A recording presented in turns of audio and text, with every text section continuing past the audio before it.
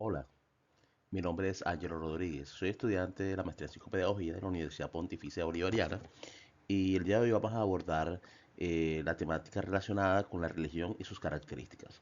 Bienvenidos.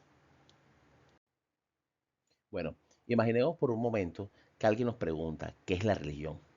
La respuesta parece sencilla, pero en realidad es un tema complejo que ha acompañado a la humanidad desde sus orígenes. La religión puede entenderse como una dimensión de la cultura que organiza la manera en que las personas explican el mundo, dotan de sentido la vida y construyen identidad. No es solo un conjunto de ritos o prácticas aisladas, sino un sistema simbólico que articula creencias, mitos, normas y experiencias. Por ejemplo, eh, pensemos en la celebración de Navidad. Más allá de los regalos o la comida, lo que se actualiza es un entramado simbólico. Se refuerzan los vínculos familiares, se recuerda un relato sagrado y se reafirman valores como la solidaridad, la esperanza. Este es el poder cultural pues, que tiene la religión, básicamente. Desde la antropología cultural, la religión es vista como un fenómeno social universal. Todas las sociedades, desde las más antiguas hasta las contemporáneas, han creado formas de religiosidad para explicar lo que la razón no alcanza a responder. Por ejemplo, para Taylor, la religión surge de la creencia en seres sobrenaturales y en el alma como principio vital. Para Freud, nace de las proyecciones del inconsciente, de los deseos y miedos que estructura la vida psíquica.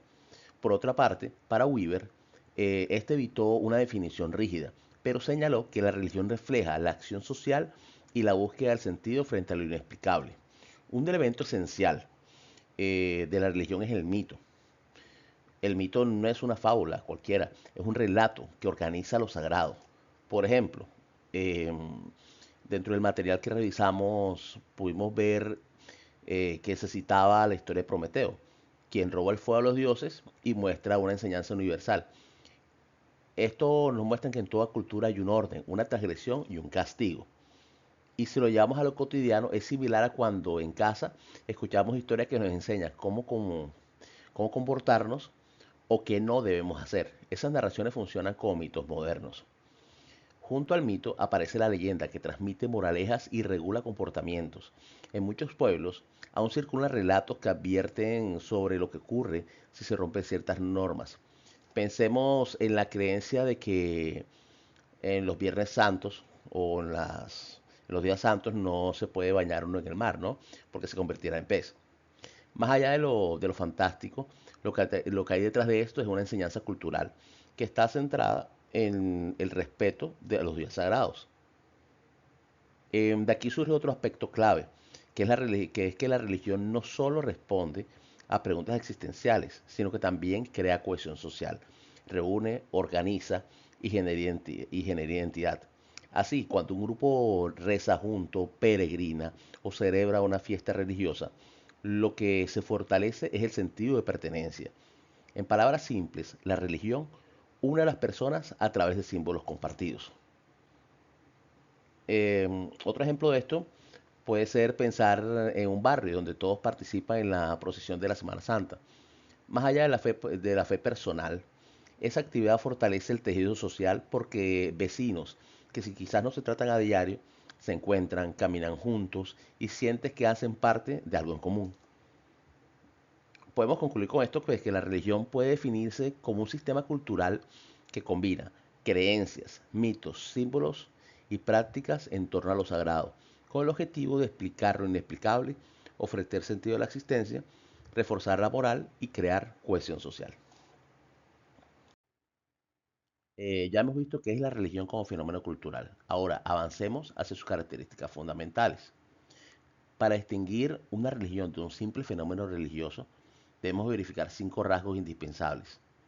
Estos rasgos están presentes con matices en las grandes tradiciones y no son opcionales. Estos rasgos básicos son que poseen normas y leyes, libros sagrados, poseen un querigma, son de carácter comunitario y poseen ritos y ceremonias. Si falta una de estas, no es religión en sentido pleno, sino que se estaría hablando, como lo mencioné anteriormente, de un fenómeno religioso. En este sentido, cabe resaltar que existen siete grandes religiones en el mundo, que son el hinduismo, de la cual nace o se desprende el budismo, está el taoísmo y el confucianismo, está el judaísmo de donde se desprende el cristianismo y el islamismo. Además, estas grandes religiones poseen por lo general tres vertientes, una vertiente fundamentalista, una vertiente conservadora y una vertiente reformista. Además existen sincretismos religiosos, que no son más que tomar de diferentes prácticas e ir uniendo. De hecho, cabe resaltar que algunas de estas vertientes de las grandes religiones parte de la unión de dos más sincretismos. Asimismo, existen muchas prácticas modernas asociadas al sincretismo religioso, como lo son el yoga o el tantra, que es asumido como una práctica de la modernidad, pero es un sincretismo, en el caso del yoga, proveniente de una de las seis doctrinas ortodoxas del hinduismo. Lo anterior nos sirve como punto de partida para establecer que estas siete grandes religiones cuentan con las cinco características que les describiré a continuación. Como les mencionaba al comienzo, la primera característica es que posea normas y leyes. Toda religión establece normas y leyes para regular la vida de las personas.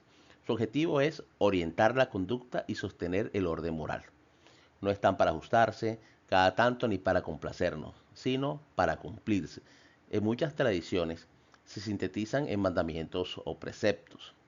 Entonces, estas normas y leyes rigen la vida de las personas que siguen alguno de estos dogmas religiosos. También está la existencia de un libro o libros sagrados. Cada religión posee un texto sagrado que estructura la vida del creyente y ofrece una manera de vivir en sociedad. No es solo para rezar, orienta decisiones, relaciones y hábitos. Eh, es más, es como una especie de manual de vida que utilizan las personas que siguen estas doctrinas. También está el querigma, el poseer un querigma. Toda religión proclama su verdad central mediante su querigma. El querigma básicamente es la fórmula breve con la que un creyente dice que cree y lo anuncia públicamente. También tenemos que la cuarta característica es que sea comunitaria, es decir, la religión no es aislada, forma comunidad, impulsa a pensar en el otro, vivir por el otro y cuando haga falta, sacrificarse por el otro. Por último, tenemos que todas poseen ritos y ceremonias. Las religiones marcan la existencia con ritos y ceremonias, con frecuencia celebrados en torno a la mesa y la comida, signo de acogida y comunión. Y nos acompañan desde el nacimiento hasta la muerte mediante ritos de paso. Cabe resaltar entonces eh, que la regla de oro es, si falta una de estas características, no es una religión, sino que debe ser tomado como un fenómeno religioso. Entonces, con estas cinco características, podemos distinguir claramente lo que es una religión de un fenómeno religioso y comprender cómo la religión organiza la vida personal y social del creyente. Ahora abordaremos algunos conceptos afines a la religión, ya que hemos visto pues las características, lo que es la religión.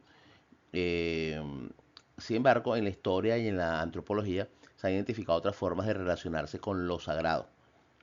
Son expresiones que no siempre reúnen los cinco rasgos, pero que ayudan a entender cómo diferentes culturas han concebido lo trascendente. Vamos a ver algunos pues, de los más importantes. Por ejemplo, tenemos el animismo, el cual sostiene que todos los seres, humanos, animales, plantas e incluso objetos inanimados, poseen un alma y espíritu. Por ejemplo, en las comunidades indígenas amazónicas, el río, los árboles, los animales son vistos como seres con espíritu que merecen respeto y pueden comunicarse con los humanos. Tenemos el animatismo. El animatismo se refiere básicamente a la creencia en una fuerza impersonal que impregna la naturaleza y no está ligada a un dios o espíritu particular. Es una energía que puede beneficiar o perjudicar según cómo se maneje. Por ejemplo, en la tradición polinesia se habla del maná, un poder que puede residir en personas, lugares u objetos y que otorga prestigio o protección. También tenemos el panteísmo. El panteísmo afirma que Dios y el universo son lo mismo. Lo divino no está separado del mundo, sino que se identifica con toda la naturaleza. El ejemplo, pues, son ciertas corrientes filosóficas de Oriente y Occidente, o el hinduismo o el pensamiento de Spinoza, que sostiene que el universo entero es una manifestación de lo divino. Tenemos también el totemismo, en donde dice que el totemismo organiza a una comunidad en torno a un tótem, normalmente un animal, planta o elemento natural que sirve como símbolo de identidad y vínculo de lo sagrado. De esto hay varias tribus, hay diversas tribus en diferentes culturas que han usado tótems, por ejemplo, como los aztecas. Tenemos también el fetichismo, el cual consiste en atribuir un poder sobrenatural a objetos materiales que se convierten en mediadores con lo sagrado o en fuente de protección.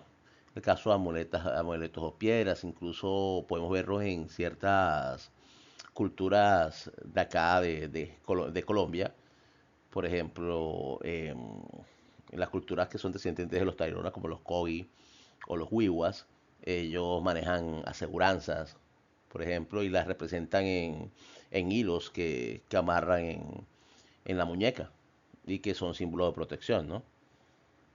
Entonces, con estos conceptos que buscamos, que definimos para ampliar un poco, nos muestran que no siempre lo religioso se presenta en forma de religión completa, sino que con todas sus características como lo habíamos definido, sino que muchas veces son formas culturales de entender lo sagrado, que pueden existir de manera independiente o mezclarse dentro de religiones más complejas. Bueno, en conclusión, este recorrido por estos conceptos presenta un aporte esencial a la visión ecológica que debemos poseer como psicopedagogos, porque nos entrega elementos para comprender diversos fenómenos sociales, líneas de pensamiento, prescripciones y creencias, dotándonos de un análisis crítico más rico y profundo y dándonos elementos de juicio y objetividad para poder abordar, hacer el abordaje en diferentes poblaciones y diversidad de pensamientos. Con esta conclusión me despido y agradezco su atención.